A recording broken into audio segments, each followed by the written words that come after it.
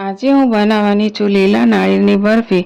એના માટે મેં લીલા નાળિયેરનું છીણ કરી લીધું છે। તમે આને મિક્સચરમાં ક્રશ પણ કરી શકો છો, પણ આ છીણ વધુ સારું લાગે છે। આ બરફી બહુ જ ઝડપથી બની જાય છે, તો ચાલો એની રેસીપી જોઈ લઈએ। આપણે તાસણું લઈ લઈશું। એમાં આપણે 1 ચમચી ઘી એડ કરી લઈશું। લીલું નાળિયેર છે એટલે આપણે 1 જ ચમચી ઘી લઈશું। હવે આમાં લીલું નાળિયેરનું છીણ એડ કરી દઈશું। આને આપણે 2 થી 3 મિનિટ સુધી સતત ચલાવતા રહીશું। આપણે ગેસ એકદમ ધીમો જ રાખવાનો છે અને આને લાઇટ બ્રાઉન જ શેકવાનું છે।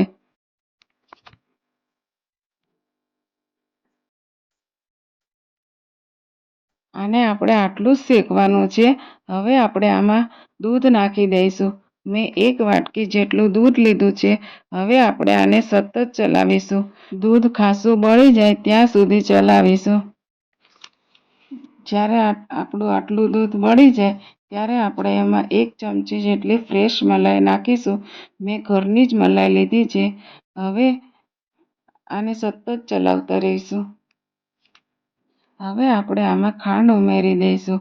ખાંડ તમે સ્વાદ પ્રમાણે જેવું ગળ્યું ખાતા હોય એમ પ્લસ માઇનસ લઈ શકો છો।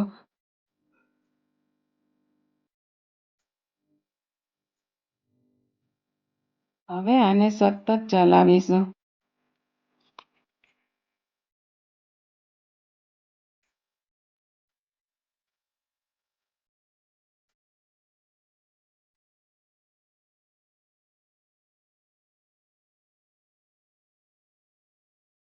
આપણે આટલું જ રહેવા દેવાનું છે। જો આવી રીતે બબલ થાય, આવા બબલ થવા જોઈએ, વધારે એને નથી ઘાટું કરવાનું। હવે આપણે આની અંદર 1 ચમચી જેટલો મિલ્ક પાવડર એડ કરી દઈશું। મેં અત્યારે મિલ્ક પાવડર લીધો છે। આપણે આની અંદર માવો એડ કરવો હોય તો માવો પણ નાખી શકાય। મિલ્ક પાવડરનો ટેસ્ટ બહુ જ સરસ આવે છે।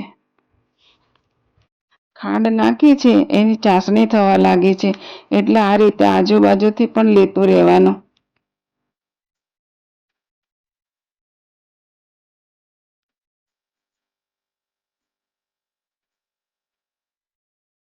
હવે આપણે આની અંદર એલચી પાવડર એડ કરી દઈશું। એલચી પાવડરથી નાળિયેર બરફી ખૂબ જ સરસ લાગે છે।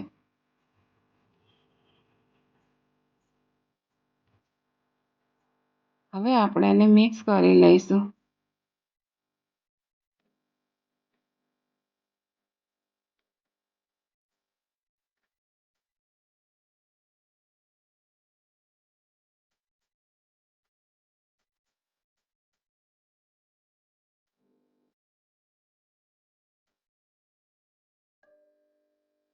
આવી રીતે થાય, આટલી ઘાટી થાય ને એટલે આપણી નાળિયેર બરફી બનીને તૈયાર થઈ ગઈ છે।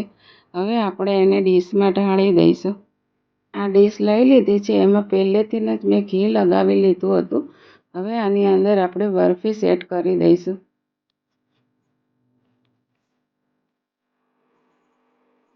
જો કેટલી સરસ બની ગઈ છે। હવે આપણે આને ઢાળી દઈશું।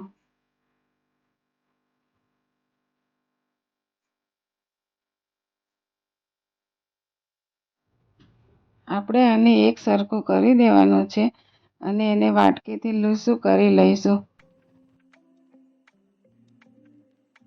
બરફી બનીને તૈયાર થઈ ગઈ છે। હવે આપણે આને રૂમ ટેમ્પરેચર ઉપર ઠંડી થવા દઈશું। આ નાળિયેર બરફી આપણી બનીને તૈયાર થઈ ગઈ છે। હવે આપણે આના પીસ પાડી લઈશું।